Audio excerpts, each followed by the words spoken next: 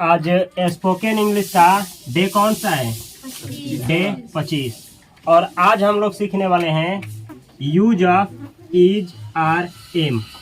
आज क्या सीखने वाले हैं? Is are am. ये स्पोकन इंग्लिश कोर्स का डे कौन सा है? 25। आप लोग इसमें सीखने वाले हैं कि इज का प्रयोग, आर का प्रयोग और एम का प्रयोग किस किस प्रोनाउन के साथ किया जाता है। इस वीडियो में कुछ प्रोनाउन होते हैं जिसका स्पोकन इंग्लिश में और रिटन इंग्लिश में दोनों में यूज किया जाता है। तो किस प्रोनाउन के साथ इज लगेगा, किसके साथ आर लगेगा और किसके साथ एम लगेगा, इसमें सीखने वाले हैं। ये पार्ट 1 है और बहुत सारे प्रोनाउन हैं जो कि इस वीडियो में कवर नहीं हो पाएंगे, तो उसको हम सेकेंड पार्ट में क्या करेंगे? कवर करेंगे। ये पार्ट 1 है किसका? Use of is are am. तो देखा जाए, जैसे आई के साथ हमेशा क्या लगेगा? एम। जब भी प्रेजेंट टेंस की बात होगी, चाहे वो कोई भी टेंस हो, प्रेजेंट का 4 होता है ना, चारों टेंस में कोई भी हो, प्रेजेंट का हो, चाहे वो सिंपल सेंटेंस हो चाहे टेंस वाला सेंटेंस हो, तो हमेशा आई के साथ क्या लगेगा? एम। आई के साथ एम। आई एम का मतलब होता है मैं हूँ। आई यानी मैं, एम यानी हूँ। तो आई एम का मतलब होता है मैं हूँ। जैसे आपसे कोई पूछे आप कौन हो, जैसे कोई दरवाजा आप खटखटा रहे हैं, बाहर से दरवाजा खटखटा रहे हैं, अंदर से कोई बोला कौन, तो आप लोग बोलेंगे मैं हूँ। इंग्लिश में क्या बोलेंगे? I am. I am. समझ में आया है? तो जब भी कहना हो कि मैं हूँ, अंग्रेजी में बोला जाएगा आई एम। आई के साथ हमेशा क्या लगाना है? Am. He is. He is. He का मतलब होता है वह, इज का मतलब है। तो हिंदी क्या हुआ? वह है। ही इज यानी वह है। तो हमेशा याद रखना है, प्रेजेंट के लिए ही के साथ क्या लगेगा? इज। ही के साथ हमेशा और हमेशा लगेगा इज। कब? इज आर एम में से कोई एक लगाना हो तब, ठीक है। और सी इज। सी इज का मतलब क्या होता है? सी मतलब वह, इज मतलब है। वह है। सी इज का मतलब होता है वह है। इसका प्रयोग किसके लिए किया जाएगा? फीमेल के लिए, मतलब किसी औरत के लिए या किसी गर्ल्स के लिए, लड़की के लिए, ठीक है। और इसका किसी मेल के लिए या तो वही मेल के लिए, बॉय के लिए या फिर कोई जेंट्स के लिए इसका प्रयोग होगा, ठीक है। आगे देखा जाए, यू आर। यू का मतलब क्या होता है? आप, चाहे तुम, चाहे तुम लोग, चाहे आप लोग। आर का मतलब होता है तो यू आर का मतलब होता है आप है, चाहे तुम है, चाहे आप हो, चाहे तुम हो, चाहे आप लोग है, चाहे तुम लोग हो। इस तरीके से इसका प्रयोग किया जाता है। याद रखना है हमेशा इज आर एम में से आई के साथ एम, ही के साथ इज, सी के साथ इज और यू के साथ आर हमेशा लगता है। आगे देखा जाए, वी आर। वी का मतलब हम या हम लोग, आर का मतलब है। तो हिंदी क्या हुआ?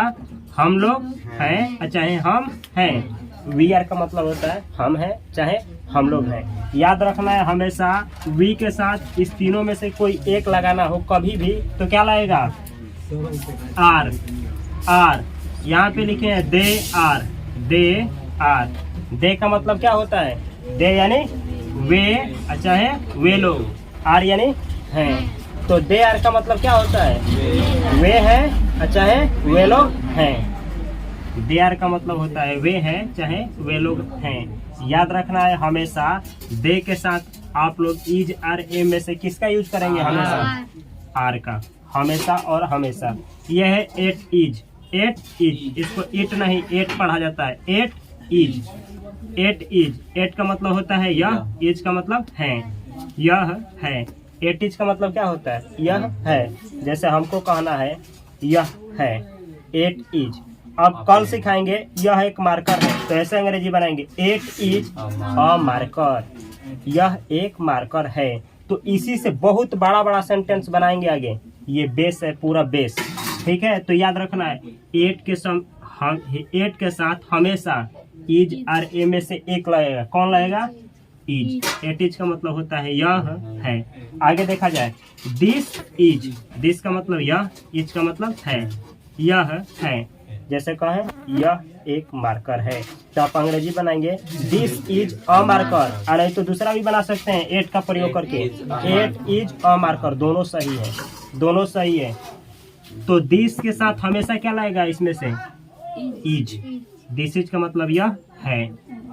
आगे देखा जाए that is, that is, that का मतलब वह, इज मतलब है, तो वह है, दैट इज का मतलब क्या होता है, वह है। दिस और दैट दोनों का प्रयोग एक चीज को इंट्रोड्यूस करने के लिए बतलाया जाता है, मतलब कोई भी एक चीज है तो उसकी तरफ इशारा करने के लिए, संकेत करने के लिए किया जाता है। जैसे पास में है तो बोलेंगे यह है, यह एक मार्कर है, और दूर रहेगा तो क्या बोलेंगे, वह एक मार्कर है, मतलब इशारा कर रहे हैं।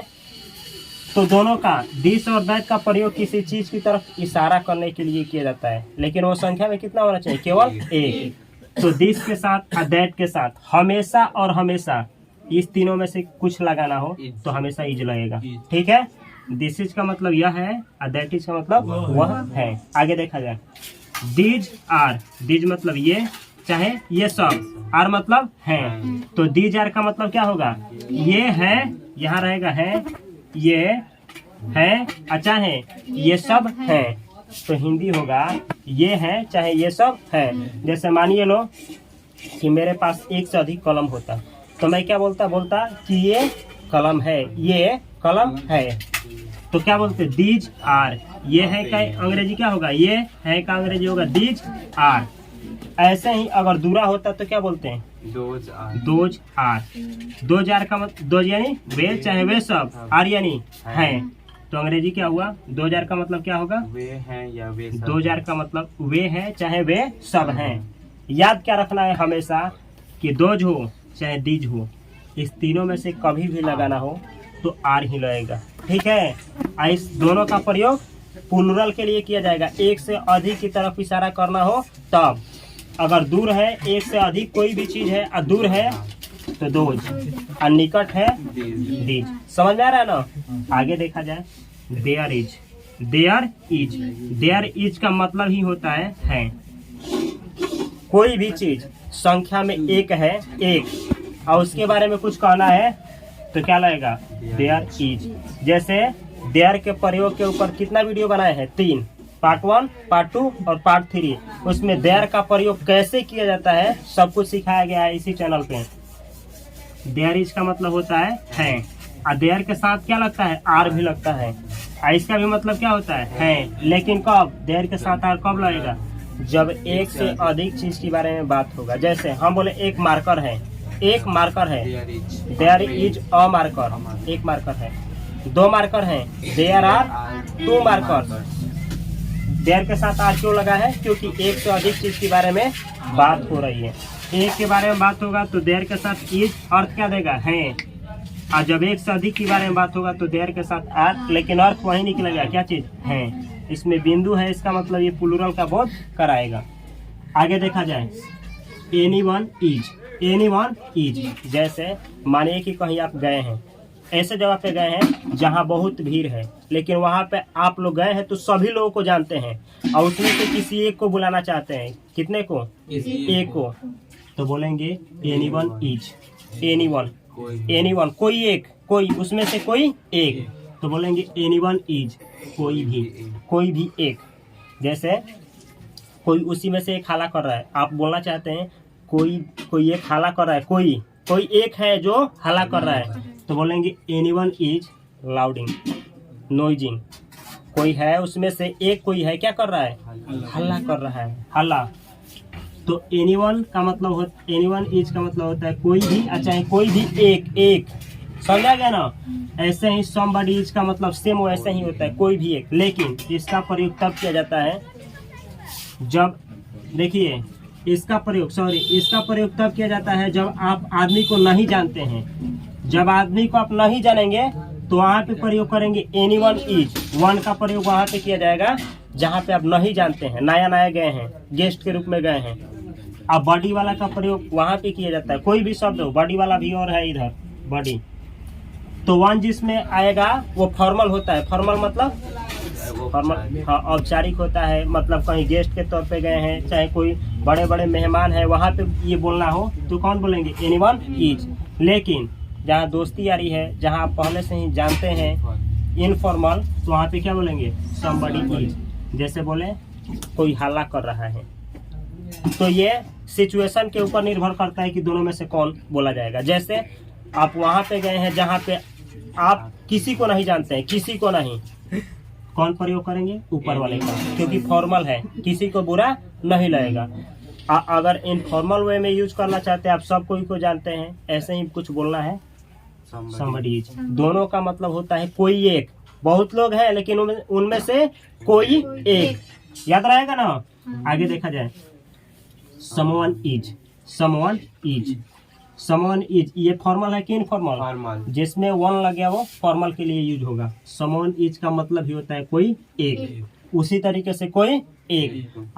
एनीबडी, ये एनीबडी, एनीबडी इज का मतलब होता है कोई भी एक, कोई भी एक। अब समवन इज का मतलब बतलाएं, जैसे मानिए कि हम पढ़ा रहे हैं, तो यहाँ पे अगर हम सभी लोगों को जानते हैं तो बोलेंगे एनीबडी इज, एनीबडी। जैसे स्कूल में नहीं बोला जाता है anybody stand up, anybody, anybody मतलब कोई आंसर दे, कोई आंसर दे, लेकिन जहाँ पे आप किसी को नहीं जानते हैं क्या बोलेंगे, someone, someone, someone is.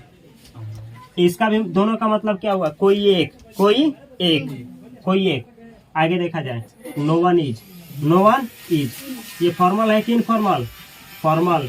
No one is यानी कोई नहीं, कोई नहीं है, इसका अर्थ होगा कोई नहीं है, कोई नहीं है, इसका मतलब होगा कोई नहीं है, नो वन इज। जैसे हम बोले हम लोग इतना है ना, हमको बोलना है कोई पागल नहीं है, मतलब इसमें से कोई पागल नहीं है, बोलेंगे no one is mad, no one is mad, कोई पागल नहीं है, कोई पागल नहीं है।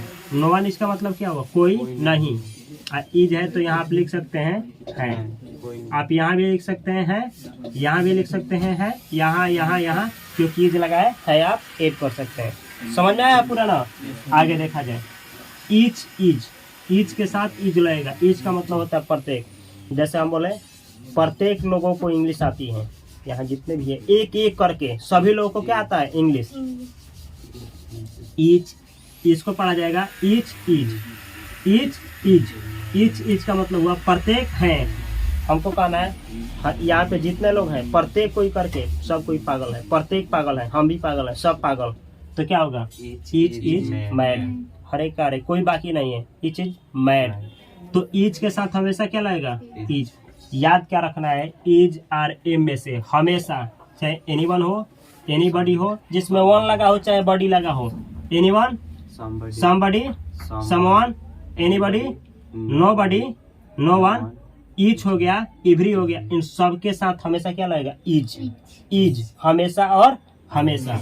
आगे देखा जाए, एवरी, एवरी इज, एवरी का मतलब होता है हर एक, इज मतलब है, हर एक है।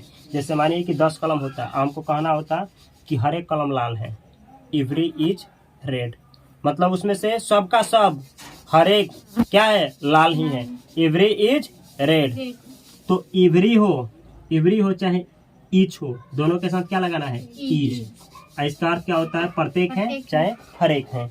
समझ में आया है। आगे देखा जाए, आइदर इज, आइदर इज, पहले जान लीजिए लोग, आइदर और नाइदर, इसको ऐसे पढ़ा जाता है, आइदर नाइदर, अच्छा है ईदर नीदर, दोनों प्रोनाउंसिएशन सही है। इसको पढ़ा जाता है आइदर, ईदर, नाइदर, नीदर, दोनों सही है। तो आइदर नाइदर का प्रयोग दो में से, जब दो कोई भी चीज दो हो, आदमी हो गया, जानवर हो गया, सजीव हो गया, निर्जीव, कोई भी दो में से जब बतलाना है, दो में से कोई एक, तो होता है आइदर। दो में से कोई एक, तो बतलाना क्या होगा, आइदर। जैसे मानिए कि 2 ऑप्शन दिया जाए और दोनों में से कोई एक सही हो, तो क्या बोलेंगे, आइदर इज करेक्ट। दोनों में से कोई एक है, क्या है, सही है। अब आपको चुनना है, आइदर इज करेक्ट मतलब 2 है लेकिन उनमें से कोई एक क्या है, सही है। तो आइदर का प्रयोग 2 में से एक के लिए ही होगा। तो हम क्या लिखें, आइदर इज का मतलब कोई एक है, लेकिन कितना विकल्प रहेगा, 2 ही विकल्प रहेगा, चाहे कुछ भी हो 2 ही रहेगा। आगे देखा जाए, नाइदर इज, इसका मतलब क्या, दोनों में से कोई नहीं। जब 2 ही चीज हो और दोनों में से कोई ऑप्शन ना हो तो क्या बोलेंगे, नाइदर इज, नाइदर इज। समझ आ गया, नाइदर इज, नाइदर इज का मतलब क्या हुआ, दोनों में से कोई नहीं, याद रखना है। आगे देखा जाए, another is, another is, another का मतलब क्या होता है, दूसरा, इज का मतलब है, दूसरा है। जब कहना है कि दूसरा है तो आप लोग बोलेंगे अनदर इज, दूसरा है। समझा गया। याद रखना है कि किसके साथ इज लग रहा है। आगे देखा जाए, any are, any are, any का मतलब होता है कोई, आर का मतलब है।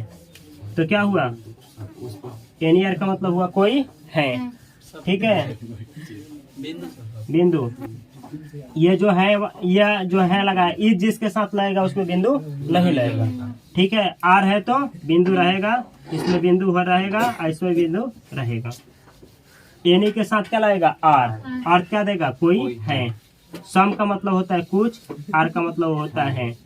तो क्या हुआ, कुछ है, कुछ है का मतलब संख्या में एक से अधिक है, तो सम आर का मतलब हुआ कुछ है। अब बतलाना है, दोनों है, जैसा नहीं बोला जाता दो कुछ है, संख्या में दो है। अब बोलना है ये दोनों कलम मेरे हैं, चाहे ये दोनों कलम आपके हैं, ये दोनों भाई मेरे हैं, ये दोनों घर मेरा, दोनों दोनों हैं। बथ, इसको पढ़ा जाता है बथ आर, बथ आर, बथ आर का मतलब होता है दोनों हैं। हमेशा याद रखना है, बथ के साथ क्या लगेगा, आर।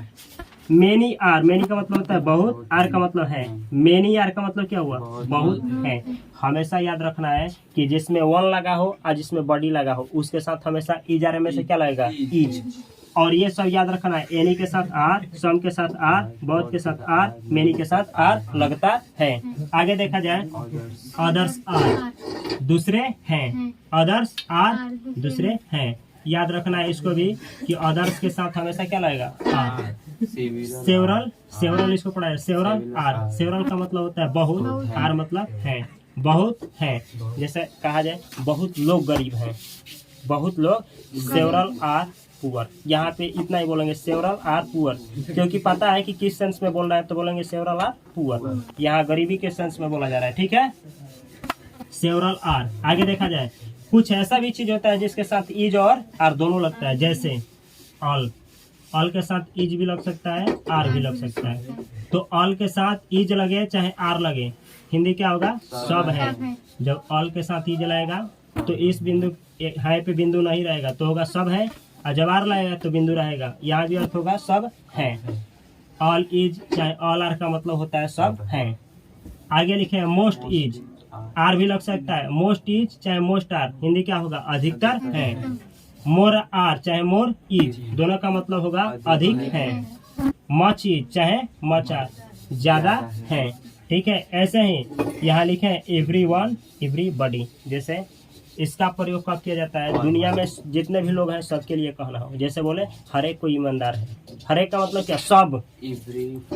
तो क्या होगा, आप दोनों सेंटेंस बोल सकते हैं, लेकिन फॉर्मल जब बोलना है तो वन वाला, एवरीवन इज, एवरीवन इज, ठीक है, एवरीवन इज ऑनेस्ट, सब कोई ईमानदार है।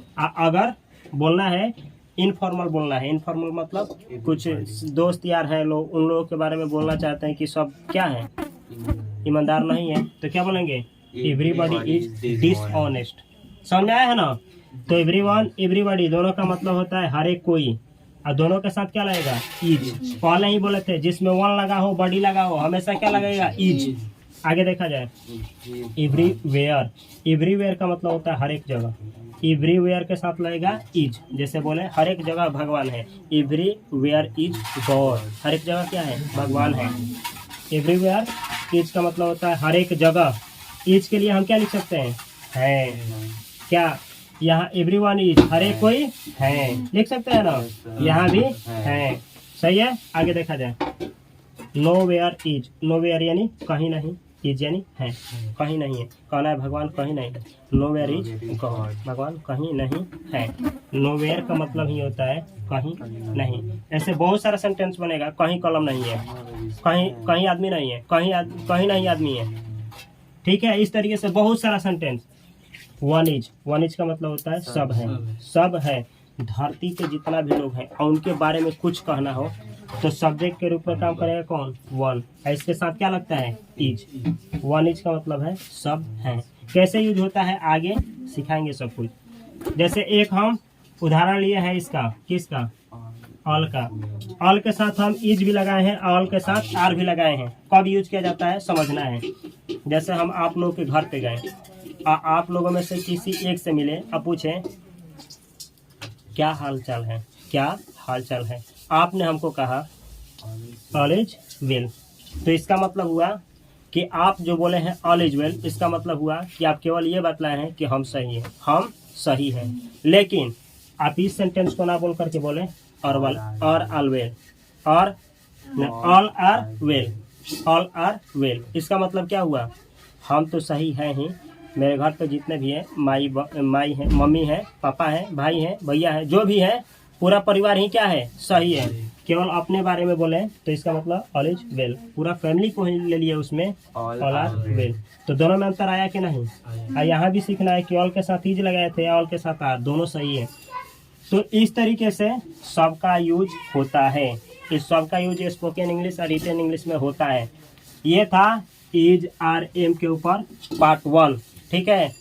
और कल आएगा इसका पार्ट 2, जिसमें आप लोग सीखने वाले हैं इससे भी थोड़ा बड़ा बड़ा। जैसे हम दोनों चोर हैं, आप लोगों में से दोनों चोर हैं, आप लोगों में से कोई एक पागल है, ठीक है। इस तरीके का बहुत सारा सेंटेंस बनता है जिसमें सीखा जाएगा किसके साथ इज आर एम लगता है।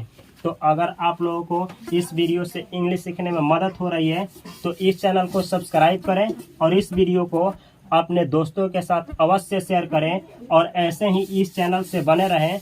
मैं आशा करता हूं कि आप लोगों को कुछ ना कुछ अवश्य ही सीखने को मिल रहा होगा। मैं मिलता हूं अगली वीडियो में, तब तक के लिए आप सभी को बहुत सारा प्यार। Thanks for watching.